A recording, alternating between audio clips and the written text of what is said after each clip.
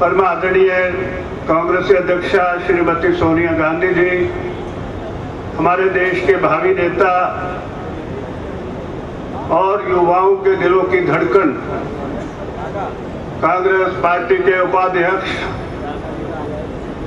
श्री राहुल गांधी जी को कोटि कोटि धन्यवाद देता हूं, जिन्होंने एक हीरा चुन के ऑल इंडिया इंडिक को ऐसा एक अध्यक्ष, एक ऐसा प्रधान दे दिया है जो पूरे देश भर में कांग्रेस पार्टी का परचम उठा के और लाखों नहीं करोड़ों की संख्या में मजदूरों को साथ लेके कांग्रेस पार्टी का पूरा इतिहास दोहराते हुए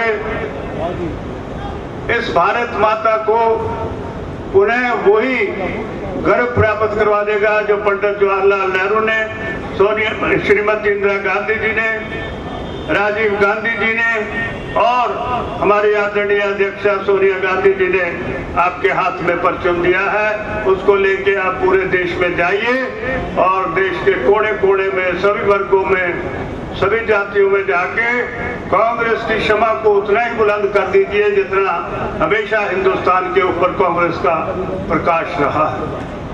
मेरे से पूर्व वक्ताओं ने बहुत सुंदर शब्दों में आज की परिस्थिति और श्रीमान महाबली मिश्र जी के नेतृत्व का गुणगायन करके साबित कर दिया है कि देश के कोने कोने से आए हुए मजदूरों के नेता, आसाम से लेके कन्याकुमारी तक और कश्मीर से काठियावाड़ तक सारे मजदूर एकजुट होकर राष्ट्रीय मजदूर कांग्रेस के हमारे माननीय अध्यक्ष महाबली मिश्र जी के नेतृत्व में उतनी शक्ति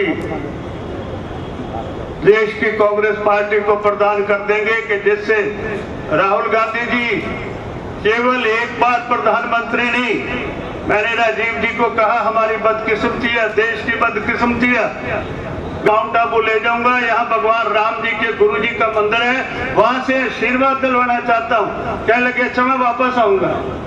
क्या करूं, मेरी बदकिस्मती। वो कम से कम 5 बार प्रधानमंत्री फिर से बनते और वो 5 साल का कार्यकाल प्रधानमंत्री का जो बाकी है राहुल जी, वो तो जरूर पूरा कर देना, क्योंकि आपकी अवस्था उन्हीं जैसी है, आपके वचन वैसे ही है। लोग आपके दर्शन करते हैं तो आपके दर्शनों में राजीव गांधी जी उनको नजर आते हैं और आपने जो एक रास्ता चुना है खास करके युवाओं के लिए, दलितों के लिए, दलितों के मोहल्ले में जाते हो, उनके घर रात सो जाते हो, उनकी बनाई हुई रोटी अपने हाथों पे रख के खाते हो, ऐसा नेता कहाँ मिलेगा आज के हिंदुस्तान में। मैं ज्यादा समय नहीं लूंगा, केवल आज की वर्तमान चुनौतियों का जरूर जिक्र करूंगा। हमारे देश के अंदर बड़ी भयंकर चुनौतियां आ गई हैं। ये चुनौतियां हमेशा थी, मगर इनका उग्र रूप जितना आज है मैंने अपने पूरे जीवन में इतना कभी नहीं देखा था। जब इंदिरा जी को इमरजेंसी के बाद कांग्रेस पार्टी सिंडिकेट वालों ने निकाल दिया तो यही विठल भाई पटेल हाउस में एक कन्वेंशन हुई थी। पंडित जी आप उसमें होंगे जरूर। तो एक बहुत बड़ी सभा, लोग ऐसे आ गए जैसे कोई आंधी आ जाती है। तो उन्होंने सबसे पहले मुझे ही कह दिया कि बूटा सिंह, मैं कुछ भी नहीं था, मुझे कह ले कि बूटा सिंह तू एड्रेस कर। मैंने सभा को एड्रेस किया केवल 20 मिनट और उसके बाद वो खड़ी हुई और उन्होंने माइक के ऊपर जाते ही कह दिया कि मैं आज से अपनी ऑल इंडिया कांग्रेस पार्टी का महामंत्री के नाम से बूटा सिंह की घोषणा करती हूँ। और उसके बाद सिंह तू क्या प्रवाह करता है? इंदिरा जी इस देश की वो नेता है जो वो काम जो पंडित जवाहरलाल नेहरू जी के हाथ से पूरे नहीं हुए थे, अभी उम्र ले गई उनको, वो काम सारे के सारे इंदिरा जी पूरा करेंगे। तो मैंने कहा मैं इंदिरा जी से ज्यादा क्या बोलूं। बैठते बैठते उन्होंने कहा आपका आ गया जिक्र भारत मजदूर कांग्रेस का, तो सामने खड़े थे एपी शर्मा, मुझे कहने लगे बूटा सिंह, अरे इसका तो मैं रह गया, भूल गया, मुझे मालूम था। तो कहने लगे क्या करना। मैंने कहा जी इसको राष्ट्रीय मजदूर कांग्रेस का अध्यक्ष बना दो। और वो मंत्री भी थे और सबसे लंबा अरसा INTUC के प्रेसिडेंट रहे।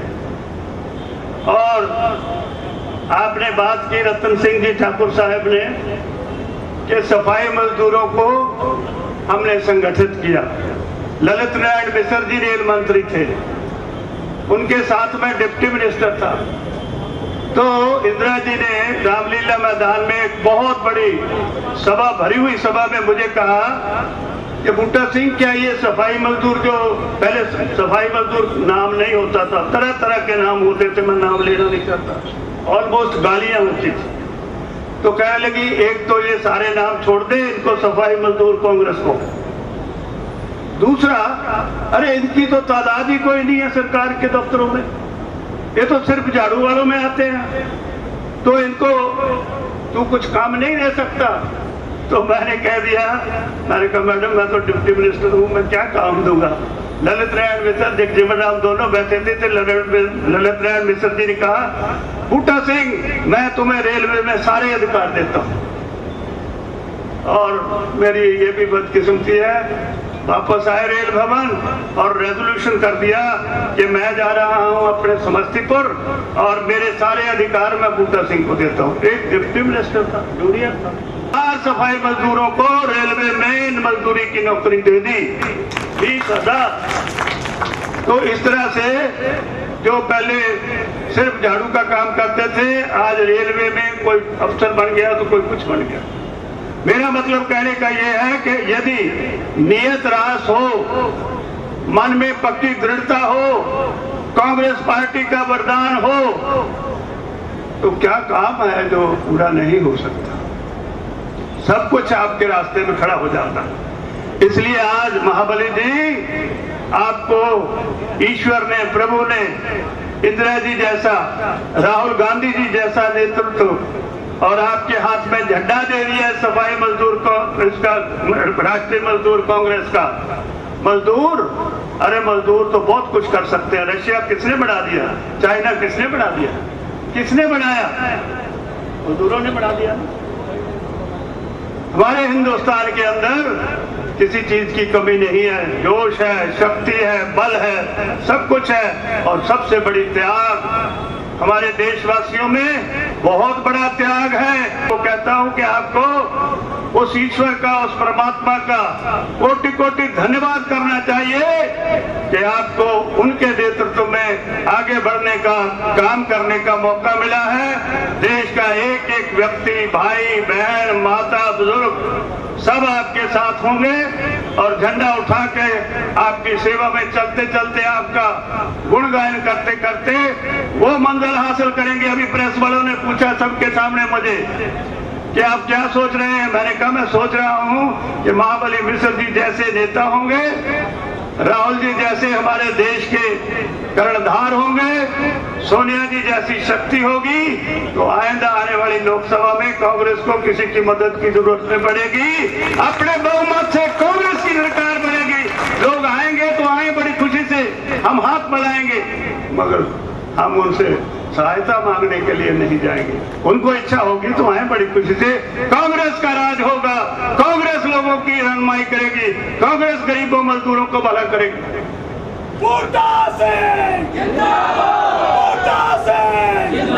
एक बात मैं कह के समाप्त करने जा रहा हूं। आज तक किसी ने किसानों के साथ जो काम करते मजदूर हैं, उनको मजदूर यूनियन में नहीं लिया।